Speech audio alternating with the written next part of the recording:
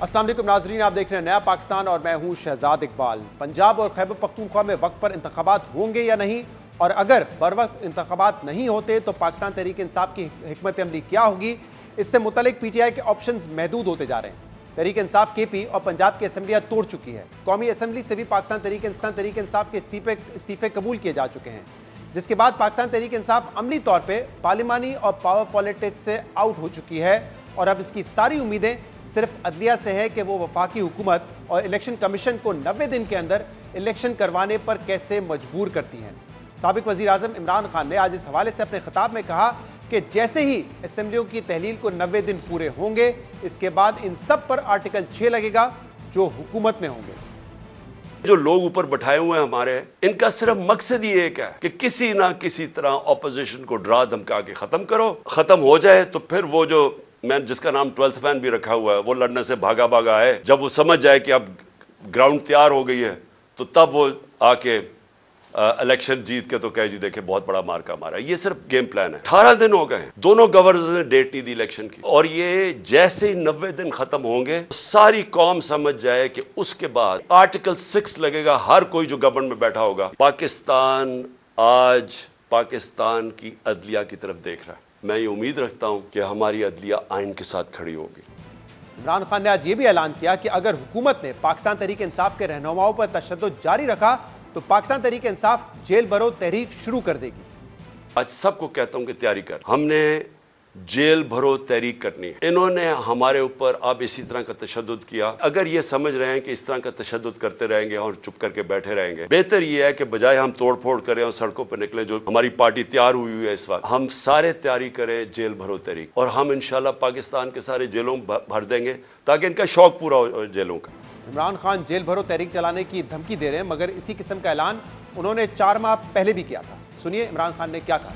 हमें जेलों में डालने से ना डराओ। अभी तो मैं जेल भरो तहरीक शुरू करने लगा हूं। तुम्हारे पास जेलों में तो 70,000 लोग आते हैं, यहां लाखों लोग तैयार हैं जेलों में डालने के लिए। इमरान खान ने अक्टूबर में भी जेल भरो तहरीक शुरू करने का ऐलान किया था। अब वो फिर दोबारा जेल भरो तहरीक शुरू करने की धमकी दे रहे हैं। इमरान खान ने आज जो धमकी दी है उस पर वफाकी वजीर इत्तेहाद मरियम औरंगजेब ने रद्द-ए-अमल देते हुए कहा है कि इमरान खान को जेल भरो तहरीक नहीं, डूब भरो तहरीक चलाने की जरूरत है।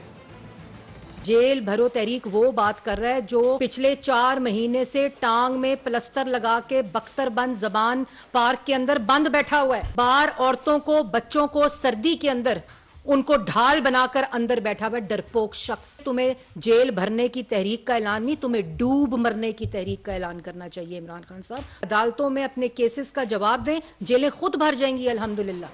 अवाम अदालतों की तरफ ही देख रही है जहां आपको ऐसे रिलीफ मिल रहा है, द फास्टेस्ट रिलीफ। जितनी बेल्स और बिफोर अरेस्ट बेल्स के लिए आपने और आपके लोगों ने अप्लाई किया हुआ है, वो सब सरेंडर कर दें। आप कहें कल सुबह कोर्ट्स में जाकर कि हम कोई बेल नहीं कराएंगे, हम किसी किस्म की बेल बिफोर अरेस्ट भी नहीं कराएंगे, और जितनी बेलें इस वक्त कोर्ट्स में हम वापस लेते हैं। मरियम औरंगजेब कह रही थी कि इमरान खान अपने कारकुनों को ढाल बनाकर इस्तेमाल कर रहे हैं। पूरी कौम देख रही है कि पाकिस्तान तहरीक इंसाफ को अदालतों से कैसे फौरी रिलीफ मिल रहा है। उन्होंने पाकिस्तान तहरीक इंसाफ को चैलेंज किया कि अगर इमरान खान जेल भरो तहरीक शुरू करना चाहते हैं तो सबसे पहले पाकिस्तान तहरीक इंसाफ अदालतों में दायर जमानत की सारी दरख्वास्तें वापस ले ले। जेल भरो तहरीक की धमकी के अलावा इमरान खान पंजाब और केपीके में इलेक्शन आगे बढ़ने का खदशे का इजहार भी कर रहे हैं। पाकिस्तान तहरीक इंसाफ मुसलसल मुतालबा कर रही है कि गवर्नर्स इलेक्शन की तारीख दें, जबकि कल लाहौर हाईकोर्ट ने भी गवर्नर पंजाब को इस हवाले से जवाब जमा करवाने के लिए मजीद 5 दिन की मोहलत दी है।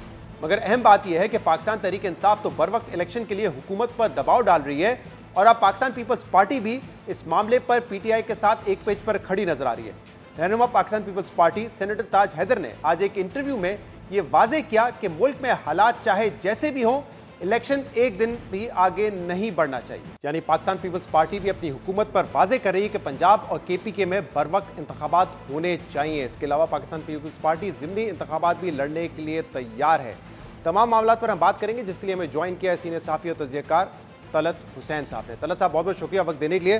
तलत साहब, जो कार्ड से तहरीक इंसाफ के पास वो चल चुके हैं, यानी कि असम्बलियां तहलील करने के बाद अब वो ना पार्लिमानी पॉलिटिक्स का हिस्सा है, ना ही पावर पॉलिटिक्स का वो हिस्सा है, तो अब आपको क्या लगता है, सिर्फ उनके पास जो एक वाहिद उम्मीद रह गई है वो सुप्रीम कोर्ट ही है या अदालतें हैं जो कि उनको इलेक्शन दिलवा सकती हैं, जैसा कि इमरान खान साहब ने आज कहा? जी बिल्कुल। इमरान खान का अब जो रिलायंस है वो तकरीबन 100% अदालतों में बैठे चंद जजेस से है, तमाम अदालतों से नहीं है, चंद जजेस से है। उनका ख्याल ये है कि अगर वो धमकी देंगे, अगर वो हालात की खराबी की बार बार बात करेंगे, अगर वो जेल भरने का, जिस तरह उन्होंने शोशा छोड़ा, मैं शोशा इस वजह से कह रहा हूं क्योंकि आपने खुद ही बता दिया अपने नाजरीन को कि इससे पहले वो जेल भरने की तहरीक का भी जिक्र कर चुके हैं, और नाजरीन भी पता होगा कि पहले उन्होंने इनकलाब लाना था, फिर उन्होंने इस्लामाबाद का घेराव करना था, उसके जरिए उन्होंने एहतसाब करना था, फिर उन्होंने असम्बलियों के अंदर से तहरीक लानी थी, फिर असम्बलियां तहलील करके तहरीक लानी थी, और अब वो जेलें भरना चाह रहे हैं। तो उसको आप शोशा ही कह सकते हैं। लेकिन वो जो डायरेक्शन है उनके तमाम बयानिए की, वो अदालतों की तरफ है। देखें, इस मुल्क के अंदर इस मामले के ऊपर तो मेरे ख्याल में दो आरा नहीं हो सकती कि आईनी तौर पर आपको हर हाल में उसी मुद्दत के अंदर इंतखाबात करवाने हैं जो स्टिपुलेट कर रहा है कॉन्स्टिट्यूशन। लेकिन जेल भरने से इंतखाबात की तारीख जो है वो करीब नहीं आ जाएगी। मेरे ख्याल में इमरान खान बहुत ज़्यादा डेस्परेट नजर आ रहे हैं, और इस नारे का ताल्लुक कि मैं जेल भरूंगा मेरे ख्याल में उनके अपने केसेस से है और उन हालात से है जिनसे उनके दो बड़े करीबी साथी हालिया दौर में गुजरे हैं, फवाद चौधरी और शेख रशीद। तो उनकी पार्टी के अंदर से इस बात का मुझे इल्म है, मैं मालूमात की बुनियाद पर ही बात कर रहा हूँ। ये आवाज उठ रही है कि इमरान खान साहब ये सोच लीजिए कि हालात उस तरफ जा रहे हैं जिसमें हो सकता है आपको डिस्क्वालीफाई कर दिया जाए और आपको या जेल में डाल दिया जाए। तो इमरान खान उसके लिए एक पेशबंदी कर रहे हैं। तो ये मामला सिर्फ अदलिया पर दबाव डालने का नहीं है, उनको अपने जो जाती खतरात हैं केस के हवाले से वो भी पैरामाउंट है उनके सामने। अच्छा, ये मैं इस पे आता हूं कि डिस्क्वालिफिकेशन किस केस में मुमकिन है इमरान खान की, लेकिन इससे पहले ये बताइएगा, क्योंकि माजी में भी इमरान खान अदलिया पे दबाव डालते रहे, लेकिन इस मर्तबा जो वो अदालत से मुतालबा कर रहे हैं तो उस पर उनकी आईनी और कानूनी पोजीशन बेहतर है, क्योंकि वाज़े तौर पे जैसे आप भी कह रहे हैं कि 90 दिन के अंदर इंतखाबात तो होने आईन ये कहता है। तो क्या कोई अदालत ऐसी होगी जो कि इसके बरखिलाफ जाके कोई फैसला करे, यानी कि हुकूमत या इलेक्शन कमीशन अगर ये चाहता है कि वक्त पे इलेक्शन ना हो तो कोई अदालत इस तरह की चीज को सपोर्ट कर सकती है आपके ख्याल में? बहुत मुश्किल होगा।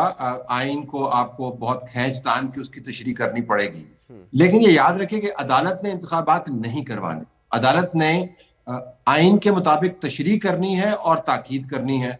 इंतखाबात इलेक्शन कमीशन ने करवाने हैं, और जो तारीखें हैं वो प्रोसीजरली गवर्नर साहिबान ने देनी है। अब गवर्नर साहिबान बहुत मुतहर्रक हो गए हैं, वो उनके ओहदे की जो कॉल है उससे कहीं आगे जाके वो बात कर रहे हैं। लेकिन ये वैसे ही है जिस तरह इमरान खान साहब सदर मुमलिकत, जिनका एक सेरेमोनियल रोल है, उनको रोजाना, मुबालगे के साथ मैं बात कर रहा हूँ, रोजाना एक खत लिख देते हैं। कभी उनको कहते हैं जी कि आप अपना आईनी किरदार अदा करें असम्बलियों के मामले में, कभी कहते हैं जी इंटेलिजेंस एजेंसीज का हाथ रोकें। तो जिस तरह इमरान खान साहब सदर मुमलिकत के ओहदे को जो सेरेमोनियल है इस्तेमाल करते हुए नजर आ रहे हैं अपने सियासी मकासद के लिए, लगता ही है कि गवर्नर साहिबान के ओहदे भी उसी हल्ले में इस्तेमाल हो रहे हैं या वो खुद इस्तेमाल होने दे रहे हैं। तो बुनियादी नुकता याद करने का ये है कि अदालतें फोर्स नहीं कर सकती इलेक्शन कमीशन को, तशरीह कर सकती हैं आइन की, और इलेक्शन कमीशन ने इंतखाबात करवाने हैं। फिर देखें, खैबर पख्तूनख्वा में वाकईतन हालात खराब हैं, इसके ऊपर तो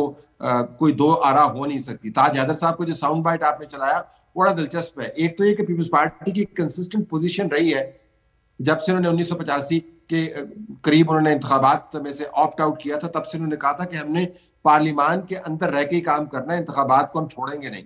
लेकिन ताज हैदर साहब ने क्या कहा, वो कह रहे जो जिंदा बच गया वो जाके वोट डाल आएगा।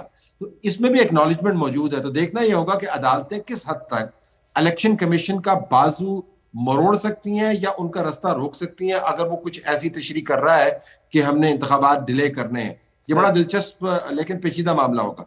और तला साहब, हुकूमत की नीयत क्या है? पीपल्स पार्टी का तो चले एक वाज़ेह स्टांस है, खास तौर पे नून लीग, JUIF, इनकी नीयत आपको लग रहा है कि इंतखाबात में जाने की है? देखिए, JUI को अगर आप सियासी जाविये से देखें तो खैबर पख्तूनख्वा में इस वक्त हालात उनके लिए कोई इतने बुरे नहीं है।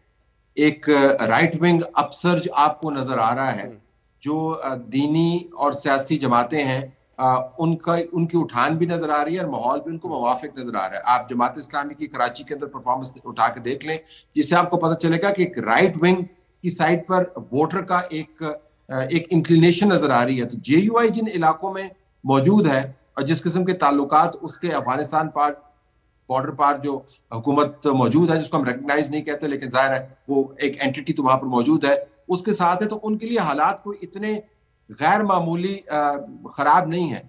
हुकूमत की जो दूसरी जमात है पाकिस्तान मुस्लिम लीग नून, वो जाहिर है चाहेगी कि पंजाब के अंदर जो इंतखाबात हैं उससे पहले उसको कुछ 3-4 महीने और मिल जाए ताकि IMF के साथ मामला तय हो। टेक्निकल जो बातचीत है वो खत्म हो चुकी है, बाकी मामला जो है कि 4 दिन में तय होने हैं, बायलैटरल असिस्टेंस मिल जाए तो हम 4 दिन के अंदर अपने लिए माहौल पैदा करें तो यकीनन पाकिस्तान मुस्लिम लीग नून ये चाहेगी कि इंतखाबात डिले हों।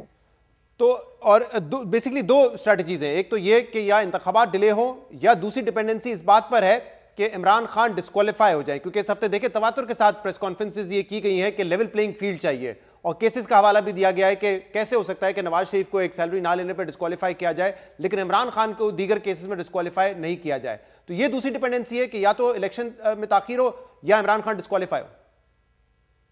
देखिए, इमरान खान को डिस्क्वालीफाई करवाने का फैसला हुकूमत वक्त ने नहीं करना।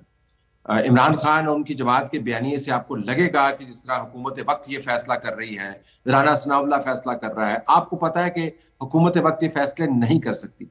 अगर हुकूमत वक्त ये फैसले कर सकती तो नवाज शरीफ साहब के वो केसेस जिनकी बुनियाद पर बुनियादी तौर पर वो वापस नहीं आ रहे फिलहाल, वो कब के बराबर हो चुके होते। तो हुकूमत वक्त के लिए केसेस का फैसला करना इमरान खान के खिलाफ मेरे ख्याल में ये बहुत ज्यादा उनको पावर एट्रीब्यूट करने के मुतरादिफ है। असल में मामला इमरान खान का और एस्टेब्लिशमेंट का फंसा हुआ है, जो अगर आप ताकत के खेल के हवाले से देखें तो। लेकिन दूसरी तरफ आप ये भी देखें कि इमरान खान का मेरिट के ऊपर भी मामला फंसा हुआ है। तोशा खाना का केस जो है वो बड़ा अहम है, टिरियन वाइट का केस जो है वो लार्जर बेंच के सामने जा रहा है। आप अंदाजा ही कर सकते हैं कि जब उस केस की हियरिंग शुरू होगी तो उस हियरिंग में हम क्या क्या चीजें सुन रहे होंगे, भले उसको डिनाई करते रहे। तो हुकूमत वक्त चाहेगी, जिस तरह इमरान खान भी चाहते थे कि नवाज शरीफ डिस्क्वालीफाई हो जाए, इमरान खान भी चाहते थे कि जरदारी साहब जेल में रहे, इमरान खान भी चाहते थे कि नैब के जरिए उनके तमाम ओपोनेंट्स पंजाब के अंदर फारिग रहे और बहुत सारे लोग सैकड़ों की तादाद में जेलों में रहे, तवील मुद्दत के लिए रहे। लेकिन हुकूमत के कहने पर मेरे ख्याल में इमरान खान डिस्क्वालीफाई नहीं होंगे। ये फैसला एक तो केस के मेरिट पर होगा और दूसरा मामला जो उनका एस्टेब्लिशमेंट के साथ अटका हुआ है जिसका रेजोल्यूशन होता मुझे नजर नहीं आ रहा। और हाँ, यही मेरा अगला सवाल आपसे होना था तलत साहब के क्या मौजूदा जो हालात हैं, क्या इसमें देख रहे हैं आप कि हालात कुछ बेहतर हो सकते हैं इमरान खान के एस्टैब्लिशमेंट से, वापसी का कोई है इम्कान या फिर he has missed the boat? देखें, जो बोट उनको आई थी, ऑफर जो उनको आई थी सदर अलवी के जरिए, वो ये थी कि आप 6 फेडरेटिंग यूनिट्स जो हैं उनमें से 4 आपके पास मौजूद है। ये असम्बली की तहरील से पहले की मैं बात कर रहा हूँ। गिलगित बल्तिस्तान आपके पास मौजूद है, आजाद कश्मीर आपके पास मौजूद है, खैबर पख्तूनख्वा आपके पास मौजूद है, आपके पास पंजाब मौजूद है और बाप के जरिए इन अ वे आपकी इंग्लिश बलूचिस्तान में है। तो उनसे कहा यह गया था, और मैं आपको मालूमात की बुनियाद पर बता सकता हूँ कि आर्मी चीफ की तरफ से वज़ीर सदर मुमलकत इमरान खान को पैगाम दिया गया था कि 4 यूनिट्स आपके पास हैं, इंतखाबात वक्त पर होने दें, असम्बलियां तहलील ना करें तो बेहतर होगा। दबाव नहीं था, एक तजवीज थी। इमरान खान ने उसका जवाब देना भी मुनासिब नहीं समझा। तो मेरे ख्याल में जो छोटी सी बोट उनके पास आई थी वो उन्होंने मिस कर दी, और उसके बाद जिस किस्म की जुबान इस्तेमाल कर रहे हैं, जिस किस्म की वो पॉलिटिक्स चला रहे हैं, मेरे ख्याल में कहते तो वो हुकूमत को हैं, लेकिन जितनी गालियां वो हुकूमत को देते हैं सबको पता है कि वो गालियों का असल रुख जो है और टारगेट है वो कौन है। बहुत बहुत शुक्रिया। तलत हुसैन साहब हमारे साथ मौजूद थे। शामिल करते हैं एक ब्रेक, इसके बाद मजीद बात करेंगे, हमारे साथ रहिएगा।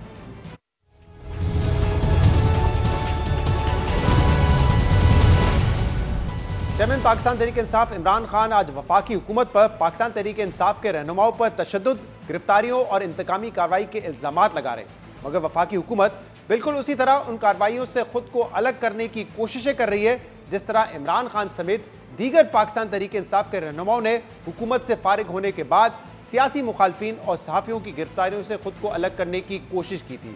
यानी साबिक वज़ीर आज़म इमरान खान ने जिस बेबसी और बेइख्तियारी का इजहार हुकूमत से फारिग होने के बाद किया था, उस बेइख्तियारी का इजहार नून लीग ने हुकूमत में रहते हुए ही शुरू कर दिया है। 2 रोज़ पहले जब मरीम नवाज से सियासी मुखालफिन के खिलाफ कार्रवाइयों से मुतल्लिक सवाल हुआ तो उन्होंने ये दावा किया कि PDM की हुकूमत तो 28 नवंबर के बाद आई है, पिछले साल अप्रैल से 28 नवंबर तक तो मुल्क में पीडीएम की हुकूमत थी नहीं, क्योंकि तब इमरान खान के सहूलतकार मौजूद थे। पहले तो हमें तो कहा जाता है ना कि 8 महीने की हुकूमत है, ये हुकूमत 28 नवंबर के बाद शुरू हुई है। हमारी हुकूमत 28 नवंबर के बाद शुरू हुई, उससे पहले लाडली के सरपरस्त मौजूद थे। तो जब कानून अपनी हरकत में आएगा, जुर्म साबित होता है, हो रहा है, तो फिर आपको अंजाम उसका भुगतना पड़ेगा।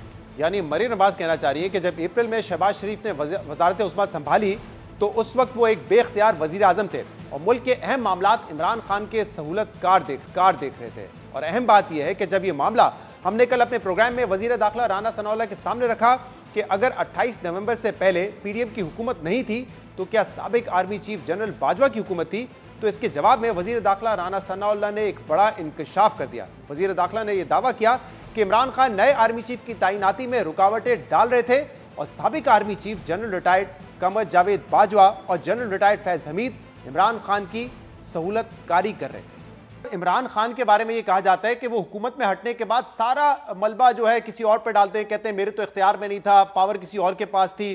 तो वो तो इक़्तिदार से हटने के बाद ये बात कर रहे हैं। आपकी तो अब भी हुकूमत है, लेकिन मरीम नवाज साहब कह रही है कि 28 नवंबर से पहले हमारी तो हुकूमत थी नहीं, इनके फैसिलिटेटर बैठे हुए थे। इनके सहूलतकार जो हैं वो ये नवंबर में फारग हुए हैं ना। तो 28 नवंबर से पहले क्या साबिक आर्मी चीफ जनरल बाजवा की हुकूमत थी? जनरल बाजवा या जनरल फैज हमीद जो है वो इसको जो है वो यानी फैसिलिटेट करते थे। इस्लामाबाद को बंद करना चाहता था, जो 26 नवंबर को समुंदर लेके आना चाहता था।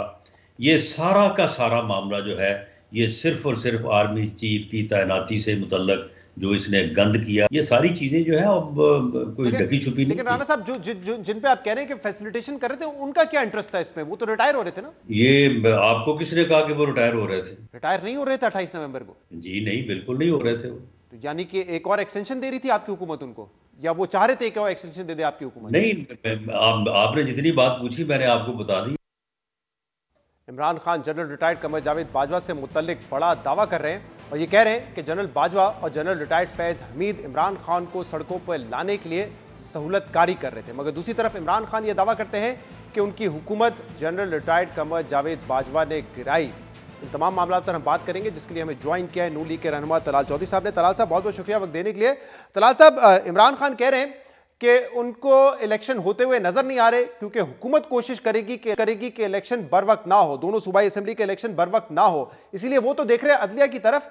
लेकिन आपके इत्तेहादी पीपल्स पार्टी तो बड़ा वाज़ेह तौर पे कह चुके हैं कि इलेक्शंस वक्त पर ही होने चाहिए। आज हमने सुना है सेनेटर साहब ने पीपल्स पार्टी के, उन्होंने बड़ा वाज़ेह तौर पर यह कहा है कि इलेक्शन जो है वो वक्त पर ही होंगे, एक दिन भी डिले नहीं हो सकते।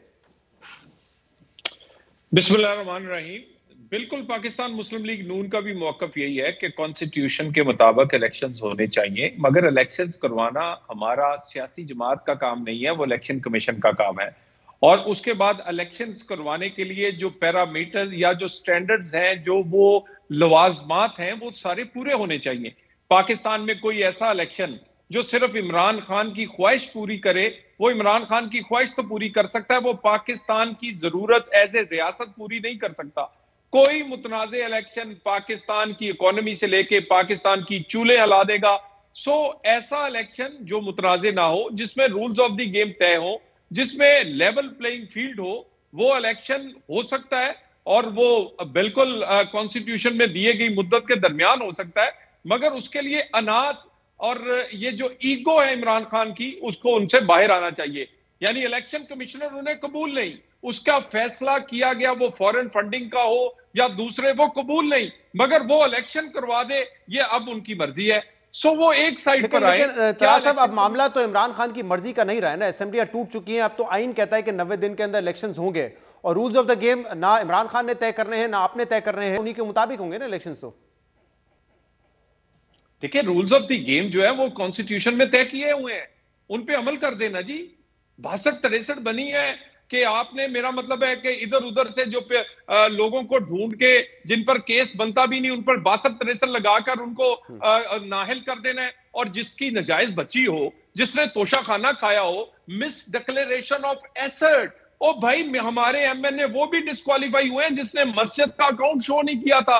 और इसने तो करोड़ों के हीरे और करोड़ों के तोहफे जाहिर नहीं किए, और वो क्वालिफाइड है, सादको अमीन है, और हमारे वो लोग भी डिस्क्वालीफाई हुए जिनके 2 शनाख्ती कार्ड थे। लेकिन इस वक्त तो जो उन्होंने दरख्वास्त का जवाब दिया है, पिटीशन का जवाब दिया है, वो यही दिया ना कि इस वक्त वो पब्लिक ऑफिस होल्डर ही नहीं है, तो डिस्क्वालीफाई कैसे करेंगे उनको? यानी कहने का मतलब है कि वो टेक्निकलिटीज के पीछे छुप रहे हैं, वो मेरिट पर नहीं आना चाहते ना। जवाब दे दें बेटी उनकी है या नहीं।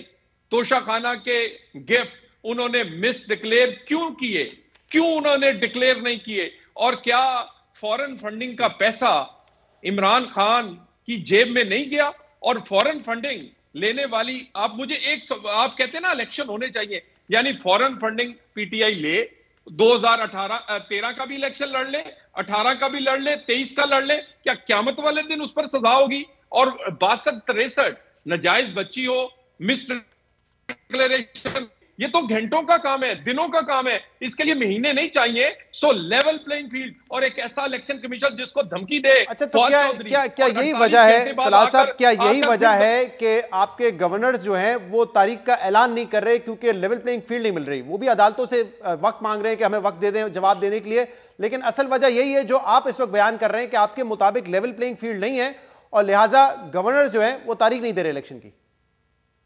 देखिए, गवर्नर से पूछे जी, मैं गवर्नर्स का तर्जमान नहीं हूं, वो यकीनन पार्टी के नहीं है और वो रियासत को रिप्रेजेंट करते हैं। लेकिन मेरा सवाल है कि फवाद चौधरी धमकी दे इलेक्शन कमीशन को, वो इलेक्शन कमीशन जो अपने खिलाफ अपने चीफ इलेक्शन को मिलने वाली धमकी को कानून के कटहरे में ना ला सके बंदे को, और बंदा 48 घंटे बाहर आके कहे कि सेक्रेटरी इलेक्शन कमीशन को जूतियां मारो, वो इलेक्शन कमीशन क्या पाकिस्तान में फेयर एंड फ्री इलेक्शन करवाए? सो इलेक्शन कमीशन ताकतवर होना पड़ेगा, फैसले उसको पूरे 62-63 पर जो कानून में लिखा है और इलेक्शंस के जो लॉ है उसको इंप्लीमेंट करना पड़ेगा। साहब, ये आपकी ख्वाहिश तो है कि जो आपके साथ हुआ वो तहरीक इंसाफ के साथ भी हो, उनके लोग भी जेल में जाएं, जब वो बयान दें तो उनके साथ भी वही सलूक हो जो आपके साथ हो, क्योंकि आप लोगों का गिला है कि उनको 2-2 दिन रिमांड मिलता है और फिर वो छूट जाते हैं। लेकिन अब देखें, ये क्या इस बात पे आप लोग जो भी इकदाम हो रहे हैं उस पर आप लोग खड़े रहेंगे, उसका बर्डन उठाएंगे? क्योंकि हमने देखा इमरान खान तो नहीं उठाते, जैसे ही उनकी हुकूमत फारिग हुई वो कहते हैं कि बेशतर फैसले तो मैं कर ही नहीं रहा था क्योंकि मैं वजीर आजम था लेकिन इख्तियारात मेरे पास नहीं थे। अब आपकी हुकूमत का ये मामला है कि आपके वजीर आजम हैं, बैठे हुए हैं, पीडीएम की हुकूमत है, लेकिन मरियम साहिबा कहती है कि 28 नवंबर से पहले हमारी हुकूमत नहीं थी। तो हुकूमत में होते ही आप ये गिला कर रहे हैं कि पहले तो हमारी हुकूमत नहीं थी, तो चंद माह बाद भी आप ये कौन गारंटी लेगा? फिर आप कहेंगे देखें हमारी हुकूमत नहीं थी, शेख रशीद के साथ हमने कुछ नहीं किया, फवाद के साथ हमने कुछ नहीं किया। देखिए, गुजारिश ये है कि एक तो हमारी ख्वाहिश नहीं है कि इनके खिलाफ एक्शन हो। मैंने तो नहीं कहा था, या नून लीग ने नहीं कहा कि फवाद चौधरी धमकी दे, गाली दे, या शेख रशीद आके पाकिस्तान की बड़ी जमात पर ये इल्जाम लगाएं कि वो कत्ल करवाना चाहती है, या फॉरेन फंडिंग का पैसा हमने नहीं कहा था कि आप वहां से यहूदियों का और भारतीयों के पैसे अपनी जेब में डालें, या कोई ये नून लीग ने नहीं कहा था कि आप अपनी बच्ची को अपने कागजात में शो ना करें। सो ये मामला कानून के ख्वाहिश का है। कानून क्या कहता है, मैं चाहता हूं कि वो पूरा हो जो कानून कहता है, ये है मेरी ख्वाहिश। और दूसरी बात, हुकूमत में बिल्कुल हमारी है और हम हुकूमत, लेकिन 28 से पहले यानी 15 दिन गुजरते नहीं थे तो कभी पता चलता था नहीं जी तोड़ दें, 15 दिन बाद पता चलता था नहीं जी आप कंटिन्यू कर लें, पता चलता था। मतलब मुख्तलिफ किस्म की चीजें इमरान खान को किसी ना किसी तरीके से जानबूझ के ऐसे हालात पैदा करने की कोशिश की जाता था। मैं समझा नहीं, आप कह रहे हैं कि हर 15 दिन बाद पता चलता था, तोड़ दें? क्या तोड़ दें?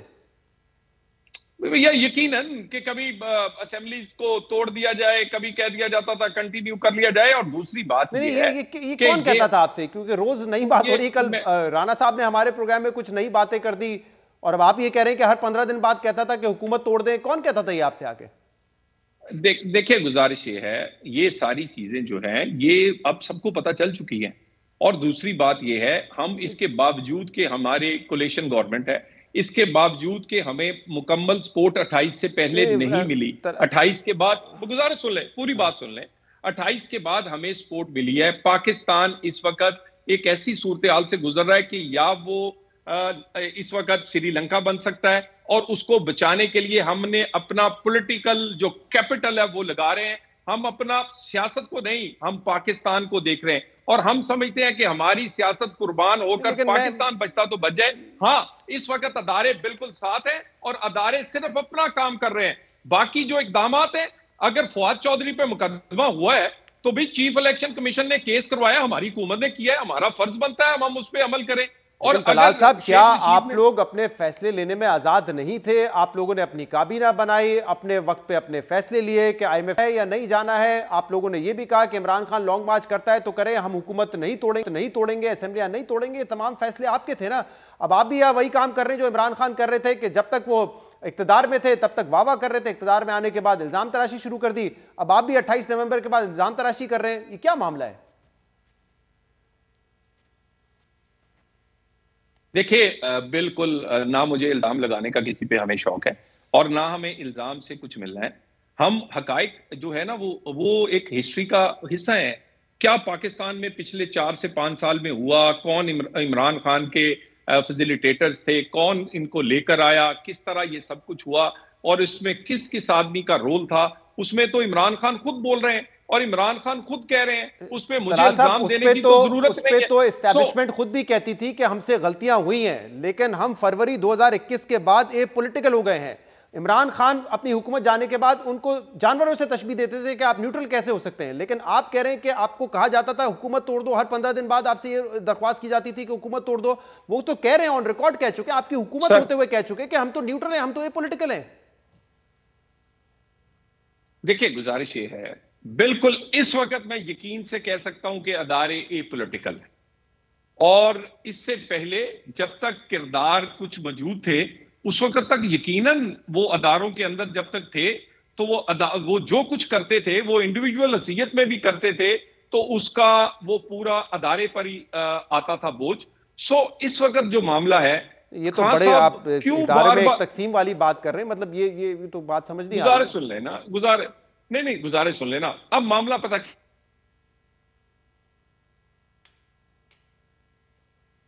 क्या है, देखो पॉलिटिकल हो गए तो ऐसी जमातें मिलकर फैसला करें। दहशतगर्दी पर कौन नहीं बैठता? इमरान खान नहीं बैठता। इलेक्शन कमीशन पर कौन नहीं बैठता? इमरान खान नहीं बैठता। फेयर एंड फ्री इलेक्शन पर बात करने के लिए कौन नहीं बैठता? इमरान खान नहीं बैठता। मैं तो आपकी बात से तलाल साहब यही समझा हूं कि जब कोई हुकूमत किसी बात से या कोई पॉलिटिकल पार्टी मुतमईन नहीं होती तो फिर वो कहती है कि एस्टैब्लिशमेंट जो है वो पॉलिटिकल नहीं है, वो जानिबदार है। जब आपके हक में चीजें आ रही होती तो आप कहते हैं कि ये पॉलिटिकल है। अभी 8-9 महीने आपकी हुकूमत नवंबर तक थी, आप कहती थी देखिए ये पॉलिटिकल है, देखिए इमरान खान इनको न्यूट्रल नहीं होने दे रहे हैं, न्यूट्रल के ताने दे रहे हैं, जबकि वो न्यूट्रल हो चुके हैं। आज आप हमें बता रहे हैं कि नवंबर 28 से पहले वो न्यूट्रल नहीं थे। देखिए, गुजारिश ये है, बहुत सारे हकाइक है, मैं बार बार उन हकाइक में और कुछ तल्ख चीजों में जाना नहीं चाहता। तो हमारा फोकस इस वक्त 2 है। एक, पाकिस्तान में गरीब की रोटी और पाकिस्तान को डिफॉल्ट से बचाना, और दूसरा फेयर एंड फ्री इलेक्शन के लिए माहौल पैदा करके, क्योंकि इलेक्शन सर पे है और पाकिस्तान और उस वक्त तलाल चौधरी साहब हमारे साथ मौजूद थे। शामिल करते हैं एक ब्रेक, इसके बाद मजीद बात करेंगे, हमारे साथ रहिएगा।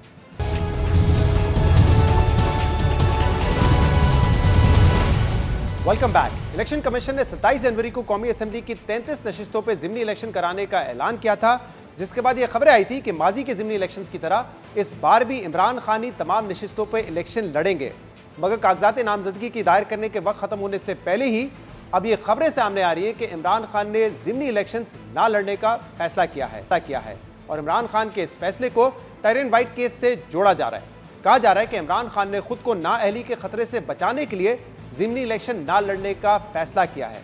अहम बात यह कि इस्लामाबाद हाईकोर्ट में इस अहम केस की समाअत 9 फरवरी को होगी, जिसके लिए इस्लामाबाद हाईकोर्ट ने लार्जर बेंच तश्कील दिया है। इस केस में इमरान खान पर यह इल्जाम लगाया गया है कि इमरान खान ने बरतानिया में टायरन वाइट के कफालत के इंतजाम किए, लेकिन अपने कागजात नामजदगी में और इलेक्शन लड़ने के हल्फनामे में इसका जिक्र नहीं किया। इसलिए अदालत कागजात नामजदगी में झूठ बोलने पर इमरान खान को आर्टिकल 62(1)(f) के तहत नाअहल करार दे।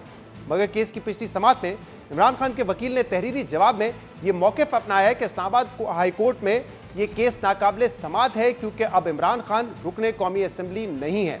इमरान खान ने अपने तहरीरी जवाब में चीफ जस्टिस आमिर फारूकी पर एतराज़ करते हुए यह मौक़िफ़ भी अपनाया है कि चीफ जस्टिस इस्लामाबाद हाईकोर्ट माजी में इमरान खान के खिलाफ इसी नौयत के केस सुनने से इनकार कर चुके हैं, और एक बार कोई जज एक केस सुनने से इनकार कर दे तो उसी जज का दोबारा वही केस सुनना गैर मुनासिब है।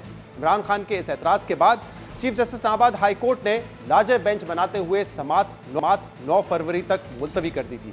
अब देखना होगा कि इस्लामाबाद हाई कोर्ट इस मामले पर क्या फैसला करती है और क्या ये केस इमरान खान के लिए खतरा बन सकता है। इस पर हम मजीद बात करेंगे, जिसके लिए हमें ज्वाइन किया है सेनेटर बैरिस्टर अली जफर साहब। अली जफर साहब, बहुत बहुत शुक्रिया वक्त देने के लिए। ये एक ऐसा मामला है इस्लामाबाद हाई कोर्ट में जिस पे पहले भी समाअत हो चुकी है, लेकिन इस्लामाबाद हाई कोर्ट इसे नाकाबिले समाअत करार दे चुकी है। लेकिन अब जो मामला है इस्लामाबाद हाई कोर्ट में, उसमें लार्जर बेंच तश्कील दिया गया है। आपको क्या लगता है कि क्या इस बार ये कानूनी लिहाज से एक स्ट्रॉन्ग केस है इमरान खान के खिलाफ? जी देखें, जो इस्लामाबाद हाई कोर्ट में केस फाइल किया गया है उसमें बड़ा एक टेक्निकल फ्लॉ है, और टेक्निकल फ्लॉ ये है, उसका जवाब भी इनफैक्ट इमरान खान साहब के वकील ने दाखिल किया है, उसको मैंने पढ़ा है। उसमें ये एक मौक़िफ़ लिया गया है जो मेरी लिहाज से बड़ा वैलिड और कानूनी नुक्ता है।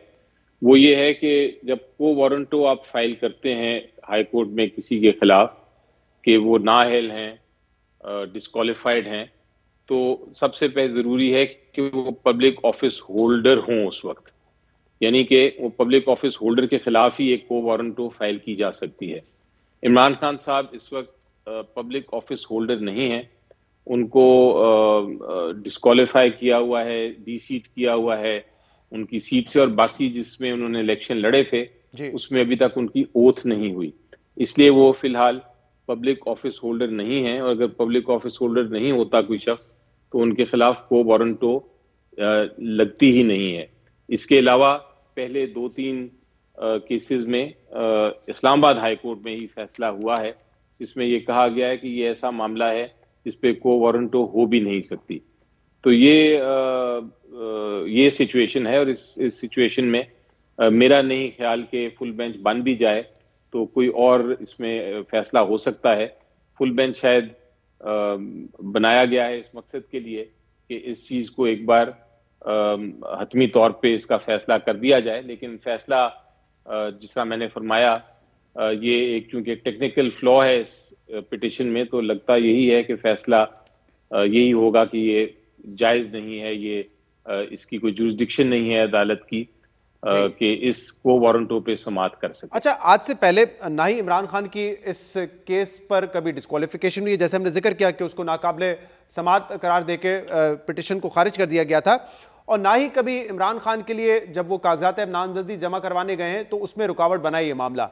लेकिन अब इमरान खान ने ये ऐलान किया था कि जो 33 नशिस्तों पे ज़िमनी इंतखाबात हो रहे हैं वहां से वो खुद कॉन्टेस्ट करेंगे, और अब ये नया मौक़िफ़ आया कि वो कॉन्टेस्ट नहीं करेंगे, जो ओरिजिनल कैंडिडेट से वही हिस्सा लेंगे। तो कहा यह जा रहा है कि क्योंकि यहां पर भी एक टेक्निकल सहारा लिया गया है कि वो इस वक्त क्योंकि पब्लिक ऑफिस होल्डर नहीं है, लिहाजा उनकी डिस्क्वालिफिकेशन नहीं हो सकती, इसीलिए वो इंतखाबात लड़ना भी नहीं चाह रहे, क्योंकि वरना शायद ये मामला उनके लिए रुकावट बन सकता है। ये देखें, जहां तक उनको ये फैसला किया है उन्होंने कि अब इंतखाबात नहीं लड़ेंगे, ये जो डी-सीट हुए हैं MNAs उनकी सीटों पे, ये एक सियासी फैसला है, इस केस से कोई ताल्लुक नहीं। ये केस तो आपको पता है, ये जब तक पहले भी नॉमिनेशन पेपर्स फाइल हुए हैं, पहले भी उन्होंने इलेक्शन लड़े हैं, बल्कि वो जो पिछली सीटें जीती थी उस पर भी इलेक्शन लड़े थे, ये ऑब्जेक्शंस आई थी, लेकिन वो ऑब्जेक्शंस पे ये फैसला हुआ था कि वो चूंकि कोई हतमी फैसला नहीं है डिस्क्वालिफिकेशन का, इसलिए रिटर्निंग अफसर उनके कागजात नामजदगी जो है वो रिजेक्ट नहीं कर सकता। इसलिए ये फैसला इस केस के ऊपर इसका कोई ताल्लुक नहीं है। ये फैसला एक सियासी फैसला है कि हमने MNAs को लड़ाना है इलेक्शन, और इमरान खान साहब उस पे उन सीटों पे नहीं लड़ेंगे, वरना वो लड़ सकते हैं, उनको कोई ऐसी डिस्क्वालिफिकेशन नहीं है। और ये जो केस है ये उनके इस मद में नहीं आता, इन नॉमिनेशन के साथ कोई ताल्लुक नहीं। लेकिन अली जफर साहब, क्योंकि उनके वकील ने एक टेक्निकल नौयत का जवाब दिया है, तो आपको लगता है कि इस टेक्निकल नौयत के जवाब की वजह से ये मामला वंस फॉर ऑल सेटल हो सकेगा या नहीं? क्योंकि आइंदा भी ये मुमकिन है कि इमरान खान साहब मेंबर बने कौमी असेंबली के, तो फिर ये मामला उठाया जा सकता है, और उस वक्त तो वो ये टेक्निकल ग्राउंड नहीं ले सकेंगे कि वो क्योंकि MNA नहीं है या पब्लिक ऑफिस होल्डर नहीं है, लिहाजा ये केस उन पे अप्लाई नहीं होता। जी, ये बात आपकी दुरुस्त है कि अभी फिलहाल तो ये केस की समाअत नहीं हो सकती, ये काबिल समाअत नहीं है, लेकिन अगर कभी वो पब्लिक ऑफिस होल्डर हुए तो ये केस वापस फाइल किया जा सकता है। और लेकिन उसमें सेकंड केस में एक और भी बड़ा मेजर फ्लॉ है, और वो ये है कि पहले हाई कोर्ट ये फैसला कर चुका है इसी मामले पे, जब वो पब्लिक ऑफिस होल्डर थे भी, तब भी उनके खिलाफ केस ये फाइल हुआ था और इस्लामाबाद हाई कोर्ट ने कहा था कि काबिल समात नहीं है। तो वो जो फैसला है इमरान खान साहब के फेवर में इस्लामाबाद हाई कोर्ट का ही, वो अभी तक कायम है, उसको कुछ चैलेंज नहीं किया गया था। क्या बेहतर नहीं होगा इमरान खान के लिए कि ये मामला बार बार ना उठे, तो टेक्निकल नौयत का जवाब देने के बजाय वो इस केस को मेरिट पर लड़ें? जी, जब वक्त आएगा तो मेरिट पे भी लड़ लेंगे, लेकिन फिलहाल तो जो केस इस वक्त एग्जिस्टिंग है वो तो चूंकि काबिल समात ही नहीं, तो वो मेरिट्स पे जा ही नहीं सकता मेरी नजर में। बहुत बहुत शुक्रिया, बहुत बहुत शुक्रिया। बैरिस्टर अली जफर साहब मौजूद थे। नाज़रीन, आज के प्रोग्राम में इतना ही। शो से इजाजत दीजिए। अल्लाह हाफिज़।